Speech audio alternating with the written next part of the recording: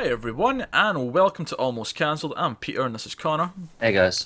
We're going to talk about BrainDead Season 1, Episode 2.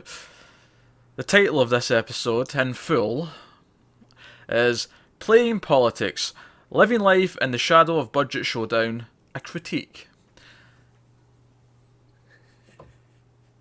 Also, I did something last night. I don't know, I was checking one of our videos on YouTube, right? And I turned on the automatic subtitles because I'd never done it with our own stuff before. And let's just say how it interprets my accent is amusing. That bad. Pretty bad. Like, there'll be one sentence that's fine, and then I'll go to the next one, and it'll be like just completely like it's not. Like I was. Did it get mine fine? Nah, yours was jumbled sometimes as well. It just depended, but some of the way it changed things was just insane.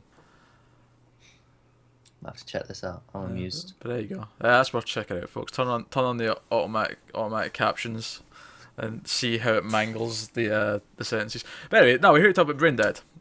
The episode that I mentioned there. I'm not repeating it. And so we watched the first episode was last week, and we enjoyed it. And I know the first thing Connor wants to do is praise the song for the previously on. It was just... It's such a different way of doing a recap. They're usually something I'm so bored by I don't even watch unless I feel like it's been a long time since I've watched an episode. And it's like, well, maybe I should watch it. Yeah. But this was like, oh, this is kind of cool. It's a nice way of actually making me watch it and actually pay attention to the recap. And I don't know, it's just inventive. It's amusing. It's funny because at first I thought it wasn't a specific like I thought it was just going to be a generic premise of the show that they just play the exact same one every week, but then it got really specific towards the end. Yeah. Because at first I thought it was just we're in Washington and there's alien bugs and they're getting into people's brains. Like there was just like the generic sort of premise of the show, and then it got really specific. So I guess they're doing different ones each week. I'd love if they did like a completely different song every week, like not even similar. That'd be awesome. We'll see. I can see it in the same tune. I can as well. It just seems to make sense to me. I can see them reusing some of the lyrics as well for the generic parts. Yeah, but which is fine. Still pretty cool and different, but you know. So this episode, I thought this episode was good. I thought it was probably more. I was more invested this week than I was last week. Yeah. And I mean, if I was titling this episode, I would have titled it "Cancer Girl," but you know. That's just me. I can see why they didn't, though. I can see why it did, but that did make me laugh when he said that, and it did, yeah. And she was just like "Cancer Girl." It is amusing, but and then later I think if you put that episode title out before people have seen the episode, people are not going to react so well. It's fiction. What was there to be upset about? Have you been on the internet before, Pete? I don't care. Like, it's fine. Context, it's satire. I agree, but can you be asked dealing with all those people? Well, whatever. But so we got that plot, and we got the main gist of this for me at least was advancing the overall invasion story, because the whole Cancer Girl thing, which I'm just saying that to shorten it now, is for me it's motivating Laurel to actually look into things and actually go, wait a minute, alright, why are heads exploding? Because we got a lot more. And by the way, I enjoyed the head exploding this week. Even though you didn't see it, it was off camera, I enjoyed it coming out of the MRI. It was good, wasn't it? And it just been... This show's not shying away from some good head explosions. We got a new character as well. We got the I can't remember his name, so I'll refer to him as the chess guy for now. Yeah, I don't remember his name either. But hey, chess guy's a lot more nice than Cancer Girl. It is, but I like how we can boil down most characters in the show to something like that. Well, chess guy, Cancer Girl. Kind of need to, do you know? I mean, so he's the friend of the guy whose head exploded, and he was there when it happened, and he like takes a lot of still images of the chunk of brain that was on his jacket and posts it on a message board, and Laurel finds it, and I guess she's going to meet him next episode because she looks like she's sending him a message at the end of the Yeah, episode. it's when he scrolls through all the pictures and realizes that there's a bug there, and then it's gone Yeah, in them, and realizes there's something moving. yeah. Well, that's what the granddaughter of the guy whose head exploded last week comes in to meet Laurel and's like, right, I'm a nurse. I know what a brain scan looks like. Here's a brain scan. It's normal. Here's this fucked up guy. Yeah, so they've kind of discovered this independently, though. Yeah, this is also sort of going on behind the cracks. In terms of other new characters as well, we also got two of Laurel's friends that she's known Yes. for years, presumably from college, possibly from even longer than that. One who's already infected by the bugs, and one who I assume is now infected by the bugs because she was trapped in the bathroom with them. For the record, I think it's longer because she mentions at the end high school. Does she? Ah, well, fair enough. Yeah, when they're talking about the Lincoln Memorial. So I think And they so. brought a lot of very current commentary with that friend as well. There was a lot of Trump talking. There was, and it was interesting to see them playing stuff like how they say Democrats are really tolerant, except of Republicans and stuff like that. And it's things that sometimes I look on the internet and I think, oh yeah, that is kind of what I see. I'm not saying it's for everyone. I'm just saying I sometimes see examples of that. And it's interesting to see the show not shy away from things that are very current and real world. Yeah, they're clearly trying to make it feel like it's enriched in what we're going through today. I think the timing of the airing is very nice because had this aired in the fall, it would have run past the actual election, and that would have made it feel really weird once it got to, past that point. Since they are making it so real and they are referencing things, but it also makes the whole alien thing a bit funnier as well. Yeah, it adds to the surrealism, doesn't it? Where Yeah. it's when you have something so ridiculous in such a real world situation, it just makes it that bit more extreme. Yeah.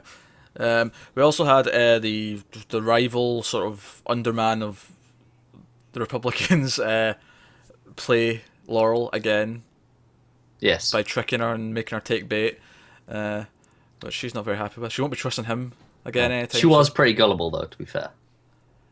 Yeah, she was. She was. She had been drinking, as she said, and she is new to politics, so I'm not really blaming her per se. No, but I feel like she should have been on the lookout a little bit more. Yeah. Yeah. By the way, can I just say, as someone who is an atheist, hearing politicians use someone being an atheist as like a black mark that denounces them in the media, I'm like, what? That that doesn't really happen over here. It doesn't. It really doesn't. I think that's an American thing because that is weird to me as well. Yeah, this idea of being ungodly, therefore, you don't have any say in politics, or you're seen as lesser. I'm like, fuck off.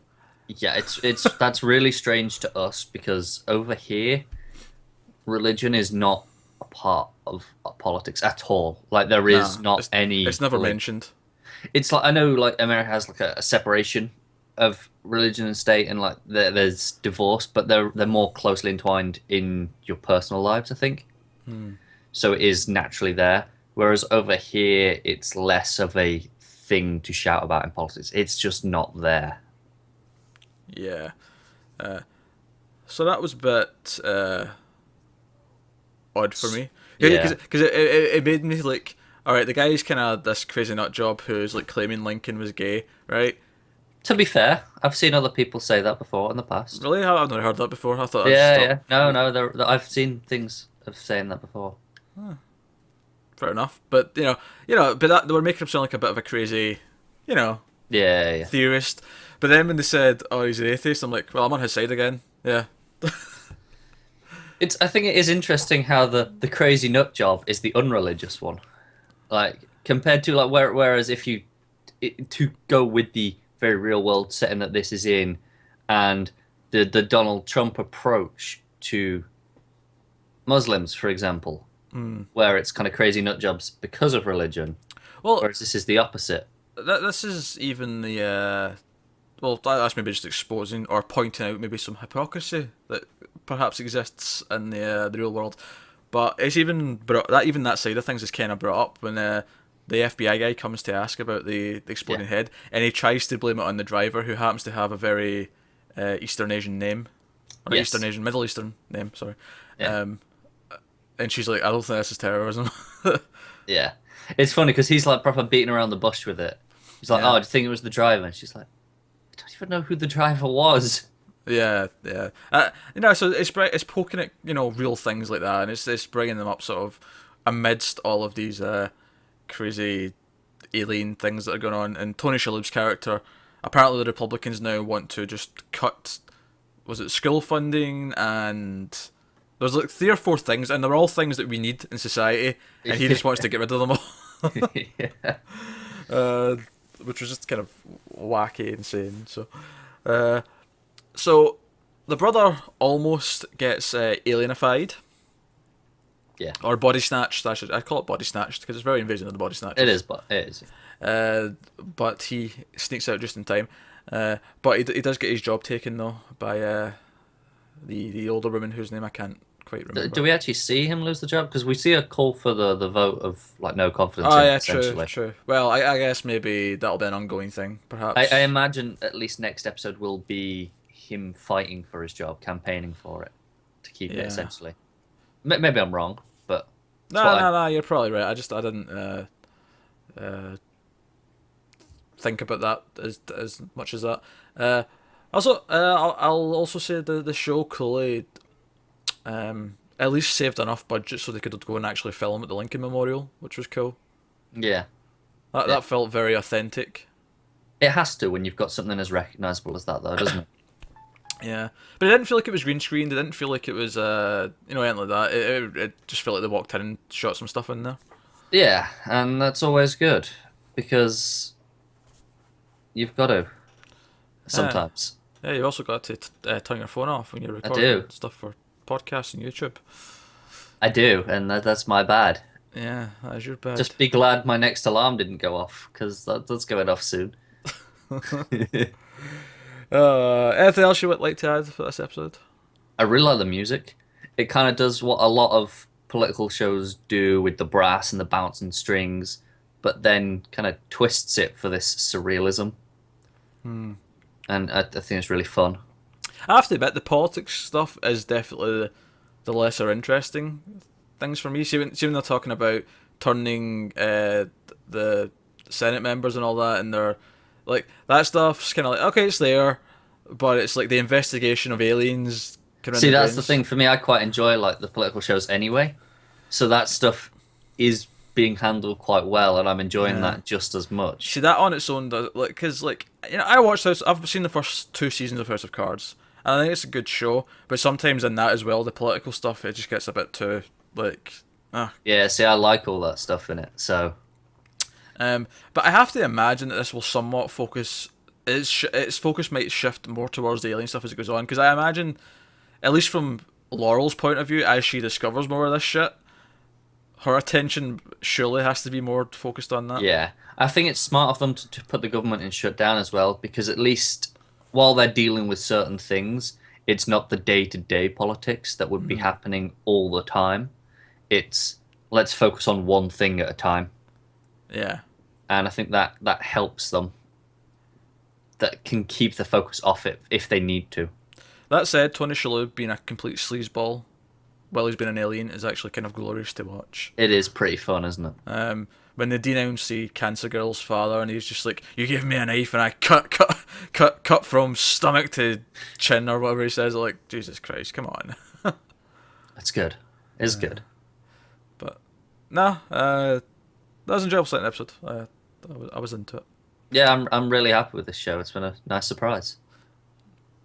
So that's BrainDead. Let us know what you thought in the comments below. Are you enjoying it? And like and subscribe and all that jazz helps us out a lot. Thanks for watching, guys. We will see you next time.